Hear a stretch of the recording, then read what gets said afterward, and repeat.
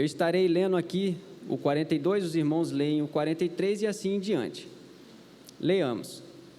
E perseveravam na doutrina dos apóstolos e na comunhão, no partir do pão e nas orações.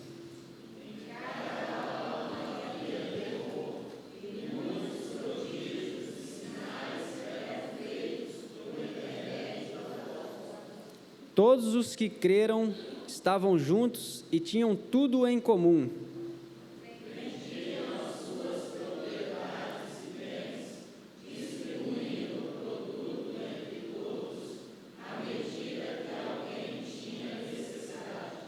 Diariamente perseveravam unânimes no templo, partiam pão de casa em casa e tomavam as suas refeições com alegria e singeleza de coração.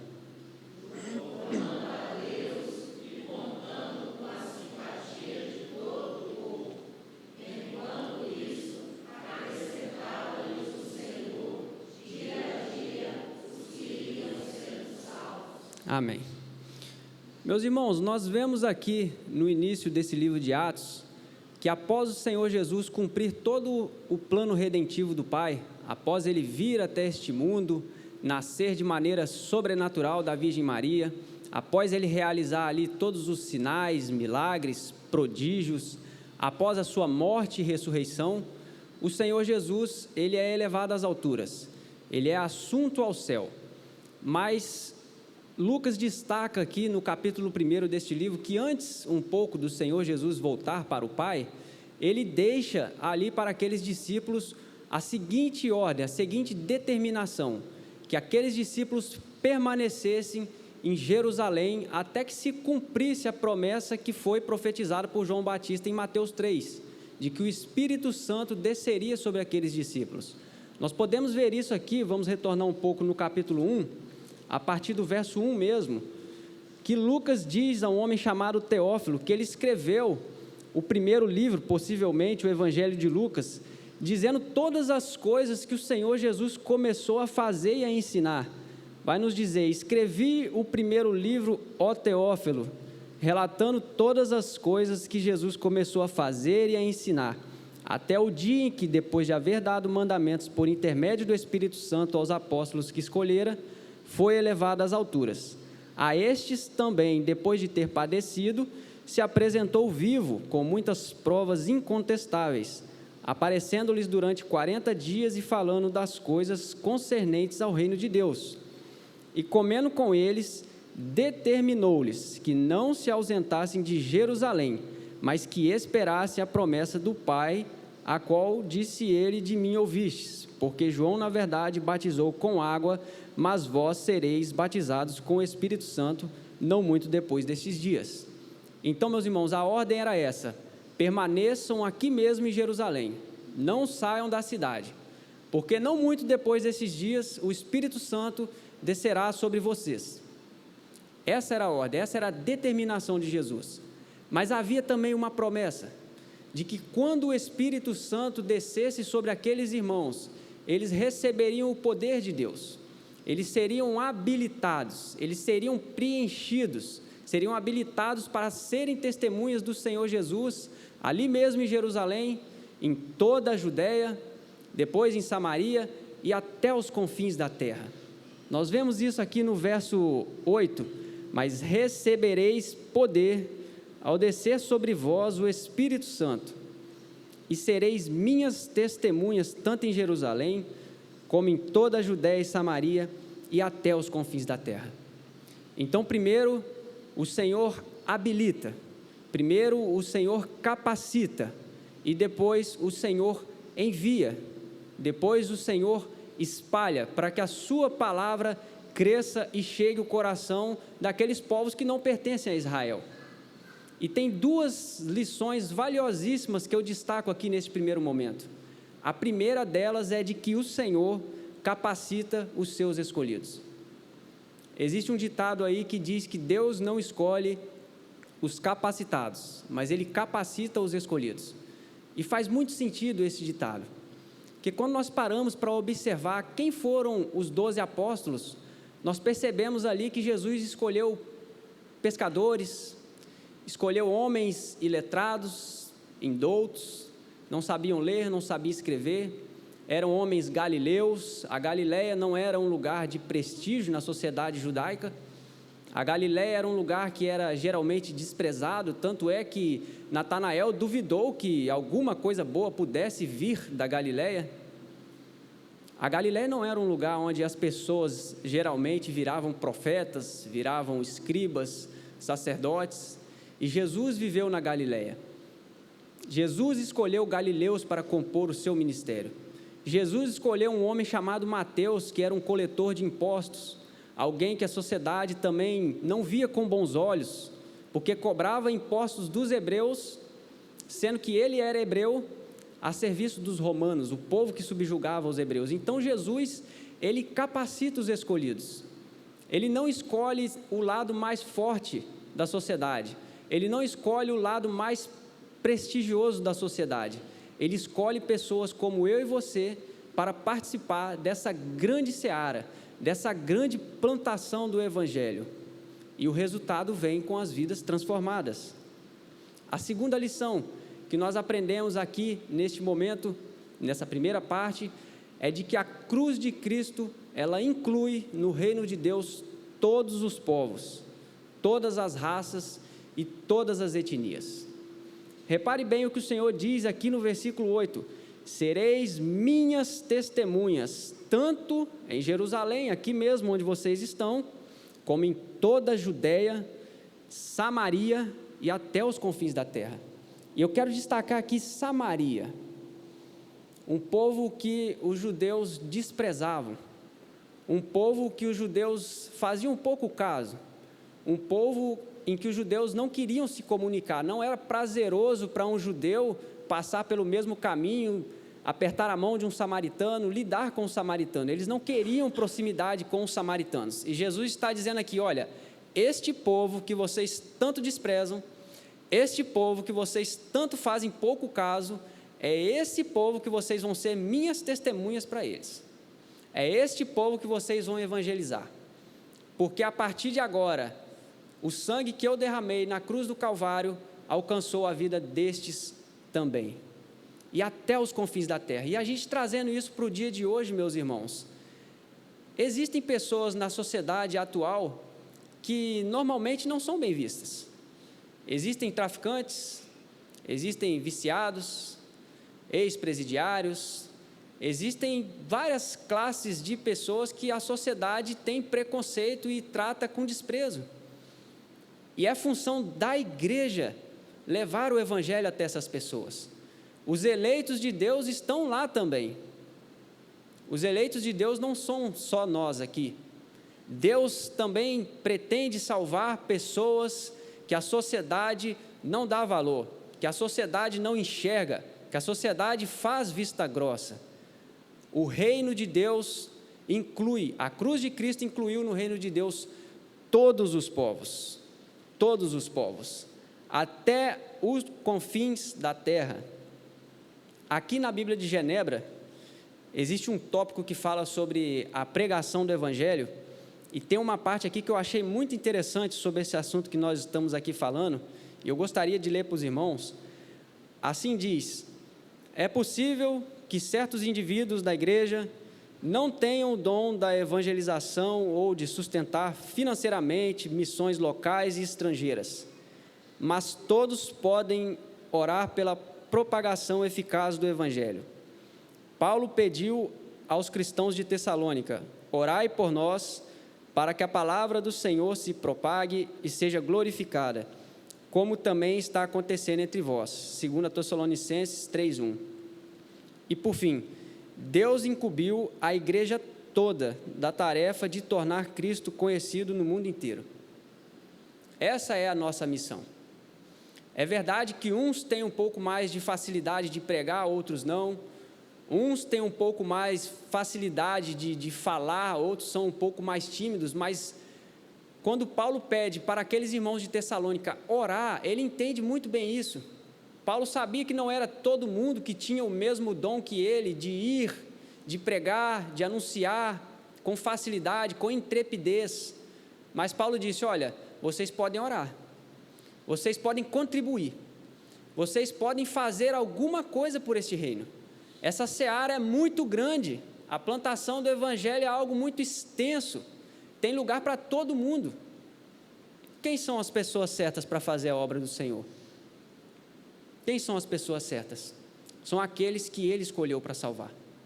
São aqueles que Ele escolheu para morar no céu com Ele. Sou eu, é você, é cada um de nós. Cada um de nós tem a habilidade, a capacidade de contribuir de alguma forma para essa seara. Essa seara é extensa, é enorme. Os irmãos sabiam que cerca de 3 bilhões de pessoas no mundo nunca ouviram falar de Jesus? Isso é mais de 40% da população mundial. É um número estarrecedor, não é? Eu vi na época do Natal, o missionário Natanael postou um status dizendo: hoje não é Natal. E no status seguinte dizia: isso mesmo, para 3 bilhões de pessoas mundo afora hoje não é Natal, porque eles nunca ouviram falar de Jesus. Eles nunca ouviram falar de Jesus. E é a função da igreja tornar o nome de Jesus conhecido. Cerca de 3 mil etnias, a maioria delas está na China, na Índia e no Sudeste Asiático. Só a termos de entendimento aqui, a China hoje é o país mais populoso do mundo, tem cerca de 1 bilhão e 400 milhões de habitantes. Em segundo lugar vem a Índia, que tem cerca de 1 bilhão e 100 milhões de habitantes. É muita gente que ainda não ouviu falar de Jesus. E é função nossa tornar o nome de Jesus conhecido. Orando, contribuindo, indo, de alguma forma nos envolvendo. Nós temos tudo a ver com essa missão de plantar o Evangelho e colher vidas transformadas. Mas vamos agora retornar aqui aos discípulos em Jerusalém. Vamos falar um pouco mais sobre essa igreja que veio a ser exemplo para todo o restante da cristandade. Nós vemos então que em Atos 2, a promessa do Pai se cumpre. O Espírito Santo vem, pousa sobre aqueles discípulos que começam ali a falar em outras línguas estrangeiras ao povo de Israel, e judeus piedosos do mundo inteiro que ali em Jerusalém residiam, entendiam o que aqueles homens falavam nas suas próprias línguas maternas, as maravilhas de Deus. Nós vemos que o Senhor habilita Pedro de tal forma que apenas um discurso dele, quase 3 mil almas se rendem ao Senhor. A igreja crescia, a igreja tinha a simpatia de todo o povo, os apóstolos operavam, o Senhor através dos apóstolos operavam muitos sinais, maravilhas, prodígios, e não havia entre eles nenhum necessitado. A igreja primitiva já estava colhendo os frutos dessa grande plantação que é o Evangelho de Deus. O Senhor já estava dando resultado. Vamos ver aqui no capítulo 4, verso 32 ao 35, como vivia os irmãos convertidos. Assim diz: da multidão dos que creram era um o coração e a alma. Ninguém considerava exclusivamente sua nenhuma das coisas que possuía. Tudo, porém, lhes era comum. Com grande poder os apóstolos davam testemunho da ressurreição do Senhor Jesus, e em todos eles havia abundante graça, pois nenhum necessitado havia entre eles. Porquanto os que possuíam terras ou casas, vendendo-as, traziam os valores correspondentes e depositavam aos pés dos apóstolos. Então se distribuía a qualquer um à medida que alguém tinha necessidade. Olha que coisa extraordinária. O Evangelho de Cristo não só salvou almas, não só transformou vidas, não só mudou mente, caráter, coração, como também mudou a realidade ali financeira e econômica daquelas pessoas, porque não havia entre eles nenhum necessitado. Todo mundo tinha tudo em comum. Todos tinham tudo em comum, não faltava nada para ninguém. Ninguém considerava exclusivamente seu nada do que possuía. É algo que nos nossos dias de hoje chega a ser inimaginável, mas o poder do Evangelho de Cristo fez isso naquela época. A igreja primitiva viveu isso, eles viram isso. Isso foi fato na vida deles. Esse é o poder do Evangelho. Todo cristão deve ser um pregador da palavra de Deus. Todo cristão tem o dever de dar um bom testemunho, em primeiro lugar. E, em segundo lugar, anunciar, levar as pessoas até Jesus, tornar o nome de Jesus conhecido. Como devemos pregar o Evangelho, meus irmãos? Primeiramente, nós devemos passar para as pessoas que nós anunciamos o Evangelho a sensação, elas precisam ver que nós somos felizes por pertencer a esse Jesus. Elas precisam ver o brilho nos olhos quando nós falamos de Jesus para elas. Elas precisam dizer, esse Jesus que aquele homem, que aquela mulher serve, realmente é um grande Deus, é todo-poderoso, porque eu vejo o brilho nos olhos dessa pessoa. Ela anuncia para mim esse Jesus com entusiasmo, ela quer muito que eu aceite esse Jesus. É assim que nós devemos anunciar o Evangelho. Isaías, no capítulo 52, verso 7, ele diz: quão formosos são sobre os montes os pés dos que anunciam as boas novas, que faz ouvir a paz, do que anuncia o bem, que faz ouvir a salvação, do que diz a Sião, teu Deus reina. Como é bom ser o portador de uma boa notícia. Como é bom a gente poder dizer a este mundo que o problema sim é o pecado, mas que Jesus é a solução permanente. Não julgar ninguém, não condenar ninguém, mas condenar o pecado, condenar a conduta errada, dizer, olha, o seu pecado pode sim te levar para o inferno, mas Jesus, esse sim, pode te perdoar e te dar a vida eterna. Pregar o Evangelho também, meus irmãos, não requer só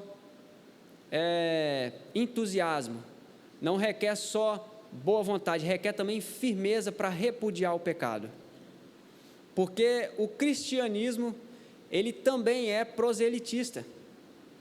Nós queremos que as pessoas mudem a consciência, nós queremos que as pessoas mudem o caráter, mudem a concepção, mudem de vida, mudem a rotina, mudem tudo.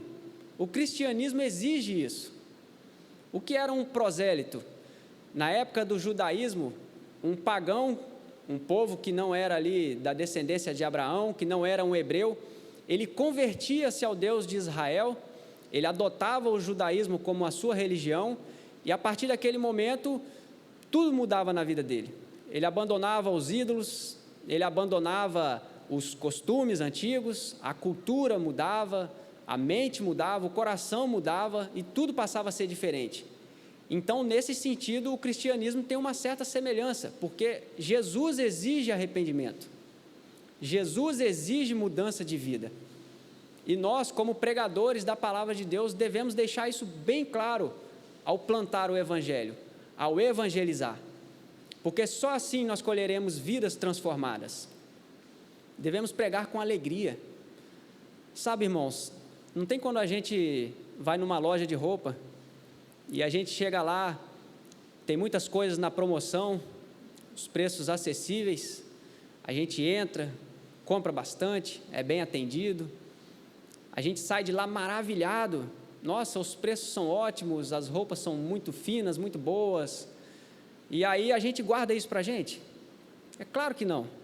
A gente vai correndo contar para o nosso amigo, olha, você precisa ir naquela loja, você precisa conhecer aquela loja, você precisa comprar aquela roupa, assim, assim, assim, e a pessoa fica já entusiasmada só de ouvir, e aí ela vai e compra também, e vê que realmente a coisa é boa, e ela anuncia para outro, e para outro, e para outro. Assim nós devemos anunciar o Evangelho de Cristo. Nós devemos dizer para este mundo que é muito bom servir esse Jesus. Não é meramente uma obrigação servir esse Jesus, é um privilégio, é muita graça, é muita bênção saber que um Deus tão grande, tão poderoso, escolheu pobres pecadores como nós e nos incumbiu da tarefa de fazer essa seara germinar. Esse é o nosso Deus, esse é o poder transformador do Evangelho. A mensagem da cruz, ela nos traz alegria, traz paz, traz alívio para a alma. As boas novas de salvação e a necessidade de arrependimento são dois pilares básicos dessa mensagem. As duas devem caminhar lado a lado. Boas novas de salvação e arrependimento. Essa é a verdadeira mensagem da cruz. Precisamos encontrar o ponto de equilíbrio sempre que evangelizarmos alguém. E apontar o pecado sempre como problema, mas apontar Jesus como a solução permanente. Qual é o nosso papel no reino de Deus? Para que Jesus nos chamou? Para que Ele nos salvou? É para plantar esse evangelho, é para levar essa mensagem. Eu disse que 3 bilhões de pessoas no mundo ainda não ouviram falar de Jesus. E será que isso é motivo para nos desesperarmos? Será que Deus perdeu o controle da situação porque mais de 40% da população mundial ainda não ouviu falar de Jesus? É claro que não. Deus continua centrado sobre um alto e sublime trono, tendo o controle da história em suas mãos, como sempre foi e como sempre será. Precisamos descansar na soberania de Deus. Precisamos confiar plenamente que a missão é de Deus e que Ele é o maior interessado na missão. E que a nós só nos cabe nos colocarmos à disposição do reino dEle. Perguntar: Senhor, o que eu faço agora? Qual é o próximo passo? O que o Senhor quer de mim? Em que lugar o Senhor quer me colocar? Em que lugar o Senhor quer me usar? Em uma das aulas que eu dei em 2022, na sala de casais, eu tive a oportunidade de falar sobre esse tema, o serviço dos santos, e ali eu pude explorar bastante como que Deus pode usar pessoas simples, desde que nós nos coloquemos à disposição do serviço de seu reino. A partir do verso 8, meus irmãos, aqui ainda no livro de Atos, nós vemos que se levanta ali uma perseguição em larga escala contra esta igreja. A partir do verso 1 vai dizer: naquele dia levantou-se grande perseguição contra a igreja em Jerusalém, e todos, exceto os apóstolos, foram dispersos pelas regiões da Judéia e Samaria. Alguns homens piedosos sepultaram Estevão e fizeram grande pranto sobre ele. Saulo, porém, assolava a igreja, entrando pelas casas e arrastando homens e mulheres, encerrava-os no cárcere. Verso 4: entre mentes, os que foram dispersos iam por toda a parte pregando a palavra. Filipe, descendo à cidade de Samaria, anunciava-lhes a Cristo. As multidões atendiam unânimes às coisas que Filipe dizia, ouvindo-as e vendo os sinais que ele operava, pois os espíritos imundos de muitos possessos saíam gritando em alta voz, e muitos paralíticos e coxos foram curados. E houve grande alegria naquela cidade. Os irmãos se lembram? Jesus disse: em Jerusalém, na Judéia, Samaria e até os confins da terra. Aquela igreja tinha recebido a promessa do Pai, aquela igreja cresceu, aquela igreja tinha simpatia de todo o povo, só que até esse momento eles estavam todos em Jerusalém. Todos em Jerusalém. A partir dessa perseguição, o Senhor começa a cumprir a promessa de que eles também anunciariam o evangelho em Samaria. Porque Filipe desceu até Samaria e começou ali a pregar o evangelho. E os outros irmãos iam pelas demais partes pregando o evangelho também. Agora vamos pensar aqui, imagina que esses irmãos talvez trabalharam a vida inteira lá em Jerusalém, conseguiram ali estabelecer sua residência, sua casa própria, tinha ali os seus negócios, tinha ali os seus amigos, tinha ali a sua vida, tocava a sua vida tranquilamente. De repente esses irmãos são perseguidos e têm que fugir para Samaria, fugir para as redondezas ali, deixar para trás amigos, deixar para trás todo o conforto de suas casas, deixar para trás talvez até o guarda-roupa de roupas. De repente deu tempo de fugir só com a roupa do corpo. Esses irmãos tinham tudo para reclamar, esses irmãos tinham tudo para questionar a Deus, mas eles vão por toda a parte pregando o evangelho. O evangelho que alcançou a vida desses irmãos foi tão transformador que nada mais na vida deles importava a não ser Jesus. Cristo era o número 1 da vida deles, Cristo era o número 2 da vida deles, era o número 3, era todos os números. Só Cristo bastava para esses irmãos. E eles queriam que as pessoas que estivessem ao redor deles soubessem disso. Eles anunciavam o evangelho. Verso 8: houve grande alegria naquela cidade. Em Samaria, esses irmãos judeus anunciaram a salvação em Cristo Jesus, e houve grande alegria naquela cidade. Esse é o poder transformador do evangelho de Cristo. A igreja estava ajuntada. Será que esses irmãos sairiam de lá de Jerusalém por livre e espontânea vontade? Deixariam suas casas e iriam? Eu creio que não. Aqui a gente aprende algo maravilhoso. Coisas aparentemente ruins acontecem em nossas vidas para fim da glória de Deus. Às vezes, coisas que nós não queremos, que nós não planejamos, que aparentemente é um acidente, acontecem em nossas vidas para o fim da glória de Deus. Às vezes, Deus nos coloca em lugares que nós não gostaríamos de estar para que aquelas pessoas talvez pudessem ser evangelizadas. Às vezes, Deus faz nós passarmos por situações adversas, tristes até, que doem, que machucam, como deve ter sido aqui com esses irmãos, mas o fim de tudo isso é a glória de Deus. Nós precisamos acreditar que se realmente as nossas vidas estão nas mãos de Deus, Ele é quem está conduzindo a história. Se as nossas vidas realmente estiverem nas mãos de Deus, não podemos também confundir aqui a consequência de falhas nossas, de pecados nossos, não é isso que eu estou dizendo. Estou dizendo de situações que realmente acontecem, que realmente é corriqueiro e que aparentemente nós estamos perdendo o controle, mas não, é o Senhor que está conduzindo a história. O que a igreja moderna precisa, meus irmãos, fazer para também colher esses frutos que esses irmãos colheram?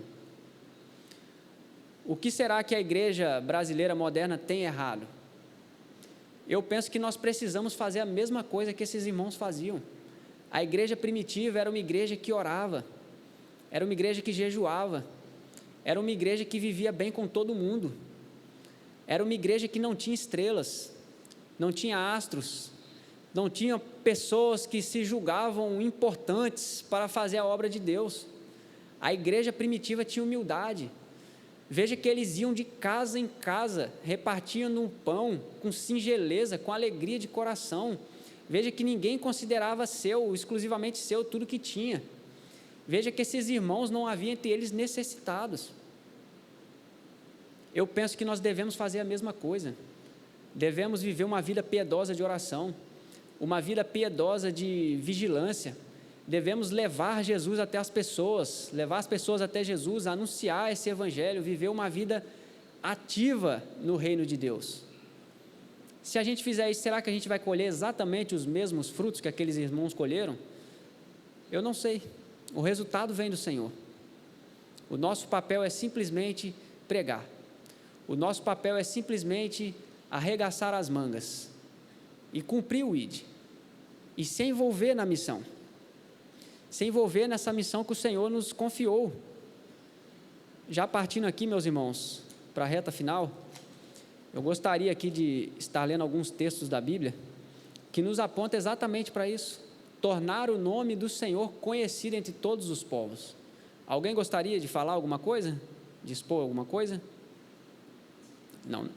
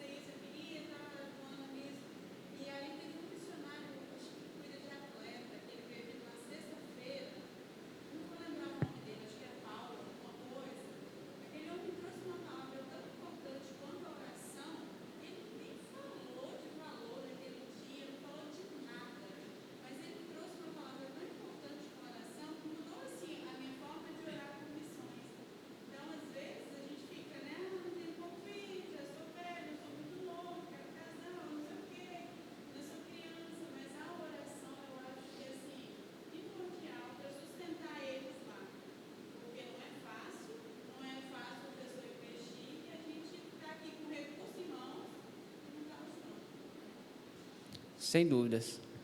Só pegando o gancho no que a irmã Camila disse, ela me fez lembrar quando Paulo havia se convertido, ainda tinha pouco tempo de convertido.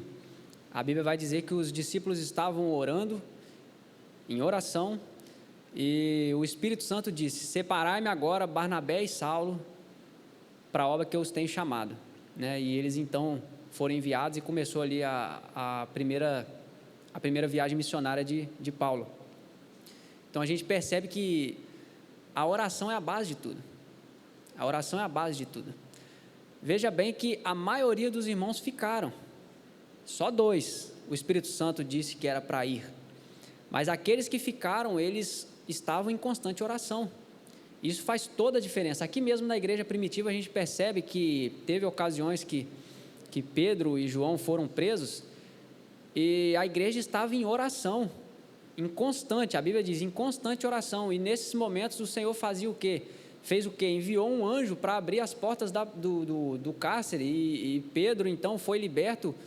E quando chegou lá, quando ele topou a igreja estava fazendo o quê? Orando. A oração faz toda a diferença. Então vamos ler aqui no Salmo 105, verso 1. Os irmãos não precisam abrir porque será ali projetado. Salmo 105, apenas o verso 1.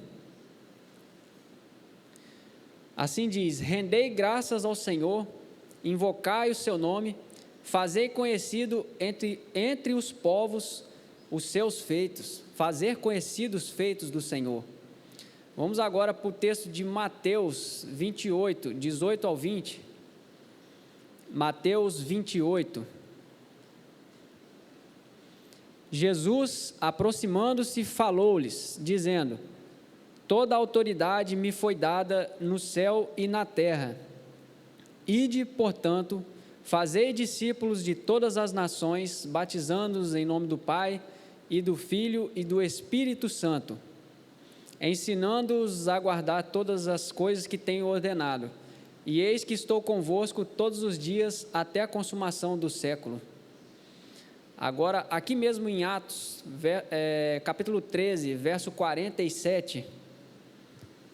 Atos 13, 47. Porque o Senhor assim nolo determinou: eu te constituí para a luz dos gentios, a fim de que sejas para salvação até aos confins da terra. E agora, por último, aqui em Atos mesmo, capítulo 20, verso 24. 20, verso 24. Porém, em nada considero a vida preciosa para mim mesmo, contanto que complete a minha carreira e o ministério que recebi do Senhor Jesus para testemunhar o evangelho da graça de Deus. Amém. É isso, meus irmãos.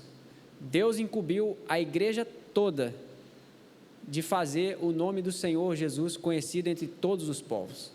E nós temos tudo a ver com isso. Nós somos a igreja de Cristo. Nós fomos alcançados por essa graça. Nós fomos alcançados por esse evangelho, pelo sangue de Cristo. É nossa função fazer o nome de Cristo conhecido, orando, contribuindo, indo, se envolvendo de alguma forma na missão do Senhor, nessa grande seara. Eu sei que o findar de um ano e o iniciar de um outro ano não vai mudar nada, mas já que nós temos o costume de traçar novas metas, novos objetivos, vamos ter para esse ano de 2023 esse tema, que é o tema da nossa igreja: plantar o evangelho e colher vidas transformadas. Vamos falar mais de Jesus para as pessoas, vamos levar as pessoas até Jesus, vamos anunciar esse evangelho com alegria, com singeleza de coração. E aí sim, se Deus quiser, pela misericórdia dele, nós veremos vidas transformadas, nós veremos aqui neste lugar pessoas que ainda não foram alcançadas por essa graça, sendo alcançadas por essa graça, assim como nós fomos. Amém? Vamos, neste momento agora, eu estarei orando e encerrando.